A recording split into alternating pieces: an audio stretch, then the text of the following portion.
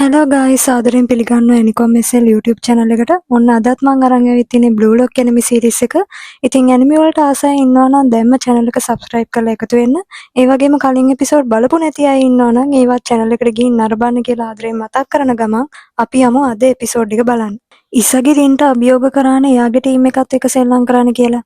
ඉතින් අභියෝගය පිළිගෙන කණ්ඩායම් දෙකම පළවෙනි රයිවරි බැටල් එක සඳහා පිටියට පිවිසෙනවා. මෙතනදී ඉසගිගේ කණ්ඩායම ටීම් වයිට් විදියටත් රින්ගේ කණ්ඩායම ටීම් රෙඩ් විදියටත් නම් වෙනවා. කණ්ඩායම් දෙකේම ගෝල් කීපර්ස්ලා විදියට ඉන්නේ හෝලෝග්‍රෑම් එකක්. ජයග්‍රහණය සඳහා එක කණ්ඩායමක් ගෝල් 5ක් ස්කෝර් කරගත යුතු වෙනවා. තරගය ආරම්භ වෙනවා බචිරා බෝලෙත් අරගෙන වේගෙන් ගෝල් එක දිසට දුවන්න ගන්නවා. ආරියු තොකිමිත්සුට කියනවා බචිරාව කවර් කරන්න කියලා. හැබැයි බචිරා හරි පහසුවෙන් තොකිමිත්සුව පාස් කරගෙන යනවා. ඊට පස්සේ බචිරා ඉසගී මුණ දෙන්නේ රින් ඉතොෂිට.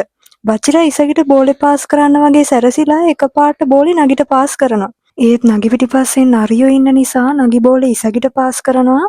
එයාට ඩිරෙක්ට් ෂොට් එකක් ගහලා ස්කෝර් කරගන්න පුළුවන් වෙන විදියට.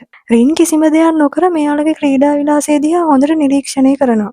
ඉසගි පළවෙනි ගෝල් එක ස්කෝර් කරගන්නවා. එකිනෙකාගේ වෙපන්ස් ගැන මේ තුන්දෙනාට හොඳ අවබෝධයක් තියෙන නිසා ඉසගි හිතන්නේ මේ තරගයේ එයාලට ලේසියෙන් ජයග්‍රහණය කරන්න පුළුවන් වෙයි කියලා. ඊට පස්සේ රින් කියනවා ඔයාලා මෙහෙම ලාමක මට්ටමක ඉඳලාද මාව පරාජය කරන්න හිතුවේ. මේ තරගය නම් හරිම කම්මැලි එකක්. මේ පිටියේ බැටල් ෆීල්ඩ් එකක් නම් ඔයාලා හරියට තුවක්කුවත් ඇති සොල්දාදුවෙකුට පිටුපාලා ඉන්න පිරිසක් වගේ කියලා. තරගය නැවත ආරම්භ වෙන්නේ විසිල් හඬ නැගෙනකොටම රින් ඩිරෙක්ට් ෂොට් එකක් එල්ල කරලා එසැනින් ගෝල් එකක් ස්කෝර් කරගන්නවා. ඉතින් රින්ට ගෝල් එකක් ස්කෝර් කරගන්න තප්පරයක්වත් ගියේ නැහැ. රින් එක මේ තරගයේ පහසු වෙන්නේ නැති බව ඉසගිට තේරෙනවා. රින් කියනවා මේ තරගය එච්චර වැදගත් නැති නිසා ඉක්මනින් අවසන් කරන්න අවශ්‍යයි කියලා. එතකොට ඉසගි කියනවා මෙතන ඉන්න හැමෝම තමන්ගේ ජීවිත පව අවදානමට ලක් කරගෙනයි මේ ෆුට්බෝල් ඩ්‍රීම් එක වෙනුවෙන් කැප වෙන්නේ. ඉතින් ඔයාටත් තියෙන මේ වගේ ඩ්‍රීම් එකක් නෙවෙයිද කියලා. එතකොට රින් කියන්නේ ෆුට්බෝල් කියන්නේ මට නිකන් ඩ්‍රීම් එකක් විතරක් නෙවෙයි. ඒක හරියට මරණයට එරෙහි සටනක් වගේ. මම ඒ වෙනුවෙන් මැරෙන්න උනත් සූදානම් කියලා. තරගයේ දිගටම පැවැත්වෙනවා. ඉසගි බචිරට බෝලේ පාස් කරනවා. බචිරා නගිට බෝලේ පාස් කරනවා. හැබැයි අරියුසට පැනලා බෝලේ තොකිමිත්සුට යවලා කියනවා ආපහු එයාට පාස් කරන්න කියලා. තොකිමිත්සු අරියුට බෝලේ පාස් කරන්න හදනකොටම බචිරා මැදිහත් වෙලා බෝලේ ඉසගිට පාස් කරන්න සමත් වෙනවා. ඉසගි බෝලෙට ළඟා වුණත් අරියුගෙන් ඉසගිට බාධා වෙන්න ගන්නවා. ඉසගි බෝලේ ආරක්ෂා කරගන්න උත්සාහ කරනවා. ඒත් ආරිය පිටුපසින් බෝලෙට පයින් ගහලා ගෝල් එකක් ස්කෝර් කරගන්නවා. පන්දුව ආරක්ෂා කරමින් ඉන්නකොට ඒකට පයින් ගහලා ගෝල් එකක් ස්කෝර් කරගන්න තරම් ආරියගේ කකුල් කොච්චර දිගද කියලා ඉසගි කල්පනා කරනවා. ඉතින් ඉසගි කලබල වෙනවා අභියෝග කරාට මෙහෙම දෙයක් වෙයි කියලා එයා හිතුවේ නෑ කියලා. එහෙම නොවුනා නම් එයාලා টොප් රෑන්ක් ප්ලේස්ලා වෙන්නේ නෑ කියලා බචිරා කියනවා. තරගය නැවත ආරම්භ වෙනවා. ඉසගි බචිරට බෝලේ පාස් කරනවා. මේ වතාවේ තනියම සෙල්ලම් කරන්න කියලා හිතාගෙන බචිරා තොකිමිත්සුට එරෙහිව යනවා. මේ තරගේ පරාද වුණොත් ඉවත් වෙන්න සිද්ධ වෙයි කියලා තොකිමිත්සු හොඳටම බය වෙලා බචිරාව නවත්තන්න දුවගෙන එනවා. හැබැයි බචිරා හරි ලේසියෙන් තොකිමිත්සුව පාස් කරගෙන යනවා. එතකොටම තොකිමිත්සු ආපහු හැරලා දුවගෙන ඇවිත් බචිරාව හරි තදින් අවහිර කරනවා. ඉසගි පුදුම වෙනවා තොකිමිත්සු බචිරාව තනියම කොහොමද නැවැත්තුවේ කියලා. තොකිමිත්සු බෝලෙත් අරගෙන බයෙන් දුවගෙන එනවා කොහොම හරි ගෝල් එකක් ස්කෝර් කරගන්න ඕන කියලා. ඉසගි තොකිමිත්සුව නවත්තන්න උත්සාහ කරනවා.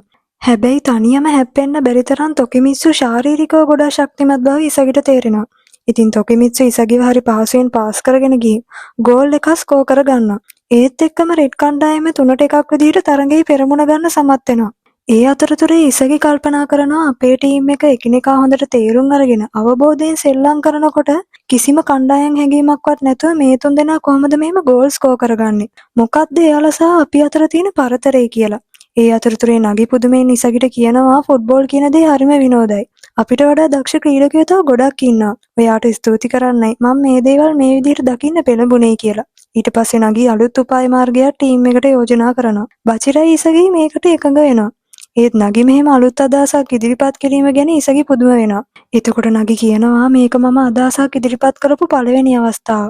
මොකද කලින් වතාවේ වගේ මේ තරගය මට පරාජයෙන් අවසන් කරගන්න උවමනාවක් නැහැ කියලා. තරගය නැවත ආරම්භ වෙනවා. ආරියු නිසා නගිට නිදාසේ චලනය වෙන්න බැරි බවත්, තොකිමිත්සු නිසා බචිරගේ ඩ්‍රිබ්ලින් ස්කිල් එක අක්‍රිය වෙන බවත් ඉසගි හොඳටම දන්නවා.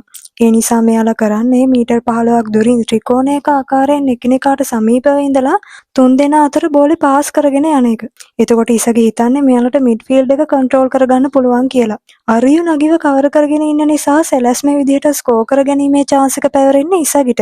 ඉතින් බචිරගේ පාස් එක බලාපොරොත්තු වෙන ඉසගි ගෝල් එක දෙසට දුවන්න ගන්නවා. හැබැයි එතකොටම රින් ඉසගිගේ මාර්ගය අවහිර කරමින් කියන්නේ ඔයා දකින හැමදේම මටත් දකින්න පුළුවන් කියලා. ඉතින් ඉසගිව රින් අවහිර කරපු නිසා බචිර ෂණිකව බෝලේ නගින්න දෙසට පාස් කරනවා. බෝලේ ටිකක් කැරකෙන විදිහට පාස් වුන නිසා නගි තේරුම් ගන්නවා බචිර එකෙන් අදහස් කරේ බෝලේ නවත්තන්න එපා කියන එක කියලා. ඉතින් බචිරගේ පණිවිඩය තේරුම් අරගෙන අවසානයේ නගි සමත් වෙනවා ගෝල් එකක් ස්කෝර් කරගන්න. ඒ අනුව ඉසගිට තේරෙනවා බචිර සහ නගි අතර කෙමිකල් රියැක්ෂන් එකක් නිර්මාණය වෙලා තියෙනවා කියලා. නගි කියනවා ඒ වගේ පාසස් පවතින බව මං කලින් දැනගෙන හිටියේ නෑ. කලින් රේව මට බෝලේ පාස් කරපු හැම අවස්ථාවකම මට දැනුනේ Tamanට අවශ්‍ය දේ කරන්න කියන එක විතරයි. ඒ කොහොම වුණත් බචිරගේ පාස් එකෙන් එයාගේ මොළයට අදහසක් ඇති කළා වගේ දැනුණා කියලා. ඒ අනුව ඉසගි හිතන්නේ බචිරගේ නගිගේ මේ කෙමිකල් රියැක්ෂන් එක නිසා මේ තරගෙ දිනන්න එයාලට අවස්ථාවක් තියෙනවා කියලා. ඒත් මට ඒ වෙනුවෙන් මොකද්ද කරන්න පුළුවන් කියලා ඉසගි කල්පනා කරනවා. ඒ අතරතුරේ රින් ඔයාලා නම් කවදාවත් පාඩමක් ඉගෙන ගන්න අය නන් නෙවෙයි කියලා කලින් වතාවේ වගේම ගෝල් එක දෙසට ඩිරෙක්ට් ෂොට් එකක් එල්ල කරනවා. ඒ කොහොම වුණත් හිසෙන් බෝලෙට පහරක් ගහලා ඉසගි මේක වළක්වනවා. ඊට පස්සේ ඉසගි රින්ට කියන්නේ ඔයා වගේම මටත් මේ පිටිය කන්ට්‍රෝල් කරන්න පුළුවන් කියලා. පන්දුව ගෝල රේඛාවෙන් පිට ගිය නිසා රින්ට අවස්ථාවක් ලැබෙනවා කෝනර් කික් එකක් එල්ල කරන්න. නගි අරියෝ කවර් කරගෙන ඉන්නවා. බචිර තොකිමිත්සුව කවර් කරගෙන ඉන්නවා. ඉසගි ඉන්නේ ගෝල් කීපර් ඉදිරිපිට. ඉතින් ඉසගි හිතන්නේ රින් කාට බෝලේ පාස් කරත් එයාට ඒක වළක්වන්න පුළුවන් කියන විශ්වාසයෙන්. හැබැයි රින් කිසිම කෙනෙක්ට බෝලේ පාස් නොකර වේගයෙන් පහරක් ගහනවා කෙලින්ම ගෝල් එක දෙසට යන්න. මේකෙන් රෙඩ් කණ්ඩායම තව ගෝල් එකක් ස්කෝර් කරගන්නවා. මෙච්චර වෙලා එයා සිටුේෂන් එක තේරුම් අරන් තියෙන්නේ වැරදියටද කියලා ඉසගි කල්පනා කරනවා. ඉතින් වයිට් කණ්ඩායමයි දිගටම ත්‍රිකෝණාකාරව එකිනෙකා අතර බෝලේ පාස් කරගෙන යනවා. ඉසගි අනුමාන කරන්නේ බචිර සහ නගි අතර කෙමිකල් රියැක්ෂන් එක පාවිච්චි කරලා මේ වතාවෙත් ගෝල් එකක් ස්කෝර් කරගන්න ගියොත් ඒක අවදානම් වැඩි වෙන්න පුළුවන් කියලා. ඊට පස්සේ රින් එතනට ඇවිත් ඉසගිට කියනවා ඔයාලා ස්ට්‍රයිකර්ස්ලා නේද? කොච්චර වෙලා මෙහෙම බෝලේ පාස් කරගෙන යන්නද හිතාගෙන ඉන්නේ කියලා. රින් දිගින් දිගටම ඉසගිගේ ටීම් එක හැල්ලු කරලා කතා කරන නිසා ඉසගිට මේකට කේන්ති යනවා. ඉසගි බචිරට බෝලේ පාස් කරන්න කියනවා. ඉතින් බචිරත් ඉසගිට බෝලේ පාස් කරනවා. ඉසගි ගෝල් එක දෙසට වේගෙන් දුවගෙන යනකොට රින් ඉසගි ළඟට ඇවිත් කියනවා මිනිස් ඇස් ක්‍රියා කරන විදිහ ගැන පොතක් කියවුවා නම් ඔයාට මීට වඩා දෙයක් ඉගෙන ගන්න තිබුණා කියලා.